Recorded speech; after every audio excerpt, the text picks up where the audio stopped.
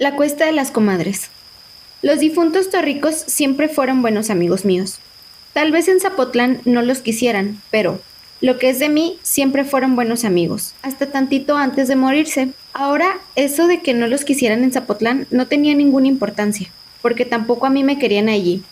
Y tengo entendido que nadie de los que vivamos en la Cuesta de las Comadres nos pudieron ver con buenos ojos los de Zapotlán. Esto era desde viejos tiempos. Por otra parte, en la Cuesta de las Comadres, los Torrico no la llevaban bien con todo el mundo. Seguido había desavenencias. Y si no es mucho decir, ellos eran allí los dueños de la tierra y de las casas que estaban encima de la tierra.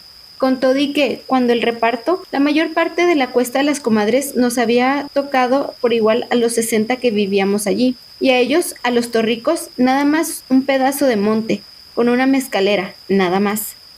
Pero donde estaban desperdigadas casi todas las casas. A pesar de eso, la Cuesta de las Comadres era de los torricos. El cuamil que yo trabajaba era también de ellos, de Odilón y de Remigio Torrico, y la docena y media de lomas verdes que se veían allá abajo eran juntamente de ellos. No había por qué averiguar nada, todo mundo sabía que así era. Sin embargo, de aquellos días a esta parte, la Cuesta de las Comadres se había ido deshabitando. De tiempo en tiempo, alguien se iba, atravesaba el guardaganado donde está el palo alto y desaparecía entre los encinos y no volvía a aparecer ya nunca. Se iban, eso era todo.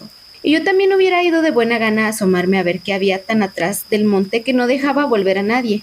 Pero me gustaba el terrenito de la cuesta y además era buen amigo de los torricos. El cuamil donde yo sembraba todos los años un tantito de maíz para tener elotes y otro tantito de frijol quedaba por el lado de arriba, allí donde la ladera baja hasta esa barranca que le dicen Cabeza del Toro. El lugar no era feo, pero la tierra se hacía pegajosa desde que comenzaba a llover y luego había un desparramadero de piedras duras y filosas como troncones que parecían crecer con el tiempo. Sin embargo, el maíz se pegaba muy bien y los elotes que allí se daban eran muy dulces. Los torrico, que para todo lo que se comía necesitaban la sal de tequesquite, para mis elotes no.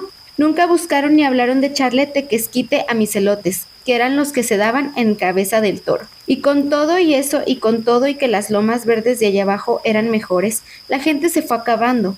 No se iban para el lado de Zapotlán, sino por este otro rumbo, por donde llega cada rato ese viento lleno de olor de los encinos y del ruedo del monte. Se iban callados la boca, sin decir nada ni pelearse con nadie. Es seguro que les sobraban ganas de pelearse con los torricos para desquitarse de todo el mal que les habían hecho, pero no tuvieron ánimos, seguro eso pasó. La cosa es que todavía después de que murieron los torricos nadie volvió más por aquí. Yo estuve esperando, pero nadie regresó. Primero les cuidé sus casas, remendé los techos y les puse ramas a los agujeros de sus paredes, pero viendo que tardaban en regresar, las dejé por la paz. Los únicos que no dejaron nunca de venir fueron los aguaceros de mediados de año, y esos ventarrones que soplaban en febrero y que le vuelan a uno la cobija cada rato. De vez en cuando, también venían los cuervos volando muy bajito y graznando fuerte como si creyeran estar en algún lugar deshabitado. Así siguieron las cosas todavía después de que se murieron los torricos. Antes, desde aquí, sentado donde ahora estoy, se veía claramente Zapotlán. En cualquier hora del día y de la noche podía verse la manchita blanca de Zapotlán allá lejos. Pero ahora las jarrillas han crecido muy túpido y por más que el aire las mueve de un lado para otro, no dejan ver nada de nada. Me acuerdo de antes, cuando los torricos venían a asentarse aquí también y se estaban acunclillando horas y horas hasta el oscurecer, mirando para allá sin cansarse, como si el lugar les sacudiera sus pensamientos, o el mitote de ir a pasearse a Zapotlán. Solo después supe que no pensaban en eso, únicamente se ponían a ver el camino, aquel ancho callejón arenoso que se podía seguir con la mirada desde el comienzo hasta que se perdía entre los ocotes del Cerro de la Media Luna. Yo nunca conocí a nadie que tuviera un alcance de vista como el de Remigio Torrico. Era tuerto, pero el ojo negro y medio cerrado que le quedaba parecía acercar tanto las cosas que casi las traía junto a sus manos, y de allá saber qué bultos se movían por el camino no había ninguna diferencia. Así, cuando su ojo se sentía a gusto teniendo en quien recargar la mirada, los dos se levantaban de su divisadero y desaparecían de la Cuesta de las Comadres por algún tiempo. Eran los días en que todo se ponía de otro modo aquí entre nosotros. La gente sacaba de las cuevas del monte sus animalitos y los traía a amarrar en sus corrales. Entonces se sabía que había borregos y guajolotes, y era fácil ver cuántos montones de maíz y de calabazas amarillas amanecían asoleándose en los patios. El viento que atravesaba los cerros era más frío que otras veces, pero no se sabía por qué. Todos allí decían que hacía muy buen tiempo, y uno oía en la madrugada que cantaban los gallos como en cualquier lugar tranquilo, y aquello parecía como si siempre hubiera habido paz en la Cuesta de las Comadres. Luego volvían los torricos. Avisaban que venían desde antes que llegaran, porque sus perros salían a la carretera y no paraban de ladrar hasta encontrarlos. Y nada más por los ladridos todos calculaban la distancia y el rumbo por donde irían a llegar. Entonces la gente se apuraba a esconder otra vez sus cosas. Siempre fue así el miedo que traían los difuntos torricos cada vez que regresaban a la Cuesta de las Comadres. Pero yo nunca llegué a tenerles miedo. Era buen amigo de los dos y a veces hubiera querido ser un poco menos viejos para meterme en los trabajos en que ellos andaban. Sin embargo, ya no servía yo para mucho. Me di cuenta aquella noche en que les ayudé a robar un arriero. Entonces me di cuenta de que me faltaba algo. Como que la vida que yo tenía estaba ya muy desperdiciada y no aguantaba más estirones. De eso me di cuenta. Fue como a mediados de las aguas cuando los torricos me convidaron para que les ayudara a traer unos tercios de azúcar. Yo iba un poco asustado. Primero, porque estaba cayendo una tormenta de esas en que el agua parece escarbarle a uno por debajo de los pies. Después, porque no sabía a dónde iba. De cualquier modo, allí vi yo la señal de que no estaba hecho ya para andar en andanzas. Los torricos me dijeron que no estaba lejos el lugar donde íbamos. En cosa de un cuarto de hora estamos allá, me dijeron. Pero cuando alcanzamos el camino de la media luna comenzó a oscurecer y cuando llegamos a donde estaba el arriero ya era la alta noche. El arriero no se paró a ver quién venía. Seguramente estaba esperando a los torricos y por eso no le llamó la atención vernos llegar. Eso pensé, pero todo el rato que trajinamos de aquí para allá con los tercios de azúcar, el arriero se estuvo quieto, agazapado entre el zacatal. Entonces le dije eso a los torricos, les dije, ese que está allí tirado parece estar muerto o algo por el estilo. No, nada más ha de estar dormido, me dijeron ellos. Lo dejamos aquí cuidando, pero se ha de haber cansado de esperar y se durmió. Yo fui y le di una patada en las costillas para que despertara, pero el hombre siguió igual de tirante. Está bien muerto, les volví a decir. No, no te creas. Nomás está tantito atarantado porque Odilon le dio con un leño en la cabeza. Pero después se levantará. Ya verás que en cuanto salga el sol y sienta el calorcito, se levantará muy aprisa y será enseguida para su casa. Agárrate ese tercio de allí y vámonos, fue todo lo que me dijeron. Ya por último le di una última patada al muertito y sonó igual que si hubiera dado a un tronco seco. Luego me eché la carga al hombro y me vine por delante. Los torricos me venían siguiendo. Los oí que cantaban durante largo rato, hasta que amaneció. Cuando amaneció, dejé de oírlos. Ese aire que sopla tantito antes de la madrugada se llevó los gritos de su canción y ya no pude saber si me seguían, hasta que oí pasar por todos lados los ladridos encarrerados de sus perros.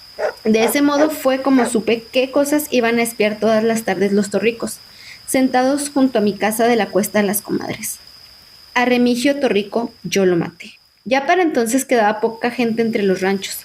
Primero se habían ido de uno en uno, pero los últimos casi se fueron en manada. Ganaron y se fueron, aprovechando la llegada de las heladas. En años pasados llegaron las heladas y acabaron con las siembras en una sola noche. Y este año también, por eso se fueron.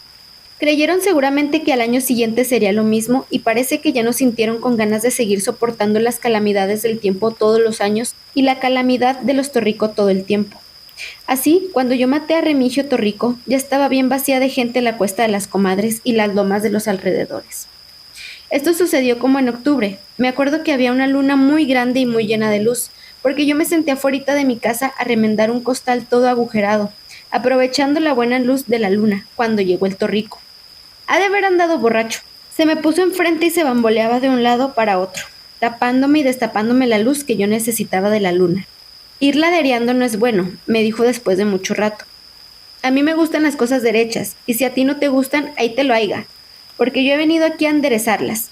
Yo seguí remendando mi costal. Tenía puestos todos mis ojos en coserle los agujeros y la aguja de arriba trabajaba muy bien, cuando le alumbraba la luz de la luna. Seguro por eso creyó que yo no me preocupaba de lo que decía.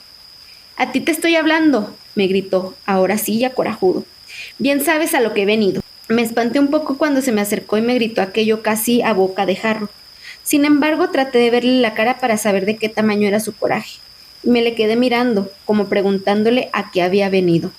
Eso sirvió. Ya más calmado se soltó diciendo que a la gente como yo había que agarrarla desprevenida. «Se me seca la boca al estarte hablando después de lo que hiciste», me dijo. «Pero era tan amigo mío mi hermano como tú, y solo por eso vine a verte, a ver cómo sacas en claro lo de la muerte de Odilon». Yo lo veía ya muy bien. Dejé a un lado el costal y me quedé oyéndolo sin hacer otra cosa. Supe que me echaba a mí la culpa de haber matado a su hermano, pero no había sido yo. Me acordaba quién había sido y yo se lo hubiera dicho, aunque parecía que él no me dejaría lugar para platicarle cómo estaban las cosas. Odilon y yo llegamos a pelearnos muchas veces, siguió diciéndome. Era algo duro de entendederas y le gustaba encararse con todos, pero no pasaba de allí. Con unos cuantos golpes se calmaba, y eso es lo que quiero saber, si te dijo algo, o te quiso quitar algo, o qué fue lo que pasó. Pudo ser que te haya querido golpear y tú le madrugaste. Algo de eso ha de haber sucedido. Yo sacudí la cabeza para decirle que no tenía nada que ver.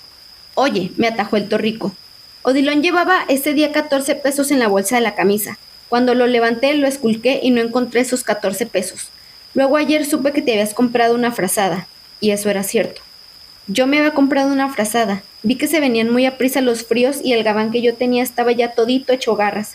Por eso fui a Zapotlán a conseguir una frazada. Pero para eso había vendido el par de chivos que tenía y no fueron con los 14 pesos de Odilon con lo que la compré.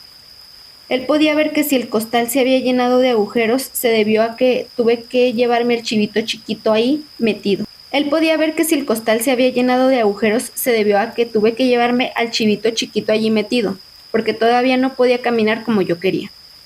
Sábete de una vez por todas que pienso pagarme lo que le hicieron a Odilon, sea quien sea el que lo mató, y yo sé quién fue, oí que me decía casi encima de mi cabeza. ¿De modo que fui yo?, le pregunté. ¿Y quién más? Odilon y yo éramos sinvergüenzas y lo que tú quieras, y no digo que no llegamos a matar a nadie, pero nunca lo hicimos por tan poco, eso sí te lo digo a ti. La luna grande de octubre pegaba de lleno sobre el corral y mandaba hasta la pared de mi casa la sombra larga de Remigio. Lo vi que se movía en dirección de un tejocote y que agarraba el guango que yo siempre tenía recargado allí. Luego vi que regresaba con el guango en la mano, pero al quitarse él de enfrente, la luz de la luna hizo brillar la aguja de arría que yo había clavado en el costal, y no sé por qué, pero de pronto comencé a tener una fe muy grande en aquella aguja. Por eso, al pasar Remigio Torrico por mi lado, desensarté la aguja y sin esperar otra cosa se la hundía a él cerquita del ombligo. Se la hundí hasta donde le cupo, y allí la dejé.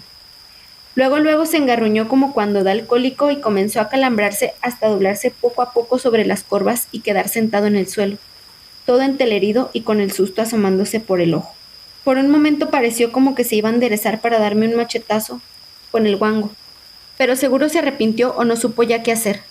Soltó el guango y volvió a engarruñarse, nada más eso hizo. Entonces vi que se le iba entristeciendo la mirada como si comenzara a sentirse enfermo. Hacía mucho que no me tocaba ver una mirada así de triste y me entró la lástima. Por eso aproveché para sacarle la aguja de arriba del ombligo y metérsela más arribita, allí donde pensé que tendría el corazón. Y sí, allí lo tenía, porque nomás dio 2 o 3 respingos como un pollo descabezado y luego se quedó quieto. Ya debía haber estado muerto cuando le dije, mira Remigio, me has de dispensar, pero yo no maté a Odilon, fueron los alcaraces. Yo andaba por allí cuando él se murió, pero me acuerdo bien de que yo no lo maté, fueron ellos, toda la familia entera de los alcaraces. Se le dejaron ir encima y cuando yo me di cuenta, Odilon estaba agonizando. ¿Y sabes por qué? Comenzando porque Odilon no debía de haber ido a Zapotlán, eso tú lo sabes.